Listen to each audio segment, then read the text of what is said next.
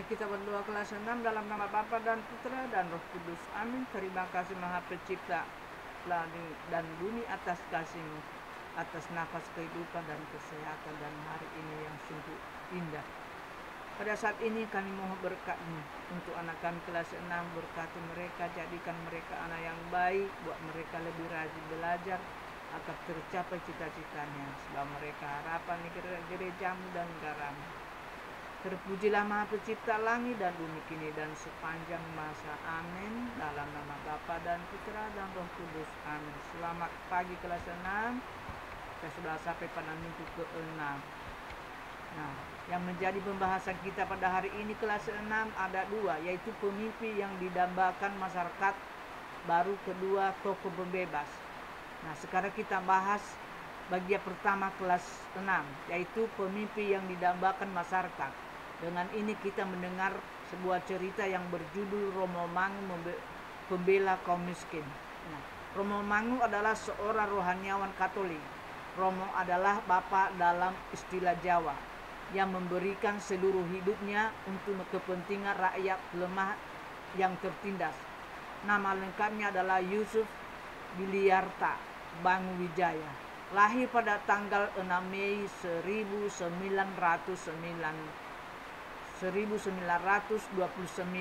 di Kabupaten Semarang. Ia pernah mengalami revolusi fisik melawan Belanda untuk membebaskan negeri ini dari belenggu penjajahan yang menyusahkan rakyat. Semasa mudanya dia pernah bergabung dengan prajurit tentara keamanan rakyat dan beberapa kali ikut dalam pertempuran demi kecintaannya pada negeri ini. Dalam pertempuran itu dia selalu bertekad untuk sepenuhnya mengabdi pada rakyat. Dia selalu berpihak pada mereka yang tertindas, terbukti dengan kepedulian pada warga Kalikode dan Gedung Ombo, yaitu sebuah desa di Kecamatan Tobelo, Kabupaten Halmahera, Utara Maluku. Dengan begitu gigih dia menentang rencana pemerintah yang hendak menggusur penduduk Bintara Kalikode untuk membangun Grebel, yaitu Sabu Hijau, ruang terbuka hijau yang memiliki tujuan utama untuk membatasi perkembangan suatu penggunaan lahan. Jadi tidak sembarang menggunakan lahan lagi. Ketika penggusuran semakin nyata, dia bertekad untuk melawan dengan mogok makan, ya, tidak mau makan. Dia menentang tanpa kekerasan. Jika masih dianggap salah, dia siap masuk penjara atau mati sekalipun, asal saja saudara dan nasib mereka yang kecil diperhatikan. Keluarga mereka tidak dirobek-robek, nasib mereka tidak dilempar-lempar sesuka selera seperti bungkusan sampah. Inilah kata-kata yang diucapkan oleh Romo Mangu ketika memperjuangkan penduduk Kalikode.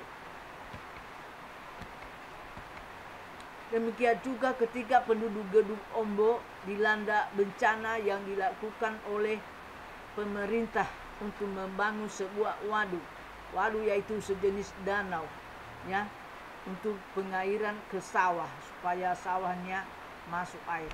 Akhirnya penduduk kehilangan tempat tinggal dan mata pencaharian. Sementara ganti rugi tidak ada. Ini pada masa Presiden Soeharto ini terjadi. Nah, memadai akhirnya rakyat menderita. Rakyat dipaksa untuk pindah. Saat itulah Romo Mangu berjuang bersama dengan teman-temannya menyelamatkan rakyat kecil dan menderita. Meskipun banyak kritikan yang diterimanya, namun beliau tidak peduli sebab masih banyak juga orang-orang yang mendukungnya, yaitu orang-orang yang peduli terhadap orang miskin dan tertindas. Itulah yang memberi semangat pada perjuangannya. Nah, mari kita mendengar pembahasan kedua, yaitu tokoh pembebas.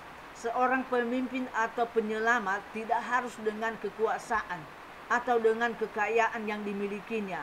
tetapi seorang yang rela mengorbankan seluruh perhatian dan hidupnya demi keselamatan orang lain yang membutuhkan. Seorang pemimpin adalah pelayan bagi warganya, bukan dilayani. Sama seperti Bunda Teresa yang dengan tulus ikhlas membebaskan orang-orang terlantar dan menderita dengan cara mengambilnya dari jalanan dan merawatnya dengan tulus dan penuh kasih sayang. Selain Romo Mangun, masih ada juga beberapa orang pejuang keadilan di Indonesia seperti Munir yang berusaha memperjuangkan hak asasi manusia.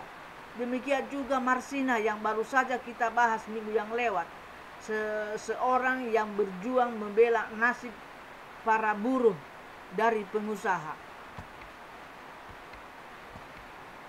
Penderitaan manusia mirip dengan yang dihadapi oleh Bunda Teresa juga dirasakan oleh bangsa Israel pada masa pembuangan, sebab mereka telah menjadi budak di negeri orang. Seorang budak adalah pekerjaan yang sangat hina. Mereka tidak akan pernah menjalankan adat dan kebiasaan mereka, sebab setiap tindakan mereka selalu dibatasi. Bangsa Israel merindukan seorang penyelamat yang mampu membebaskan mereka seperti yang dinubuatkan oleh para nabi. Allah melihat penderitaan umatnya, maka Allah mengutus Nabi Yesaya untuk memberikan pengharapan bagi mereka dan menjanjikan seorang penyelamat Israel, yaitu Mesias sang Raja Damai. Ya, bagaimana situasi orang yang berada dalam penjajahan itu? Kelas 6 pasti terancam, ya, menderita, sengsara. Nah, apa harapan orang yang tertindas itu? Ya, mereka berharap supaya ada orang yang punya hati, yang terbuka hatinya untuk menolong mereka, seperti Romo Mangun yang mau menolong orang-orang yang lemah, yang tertindas.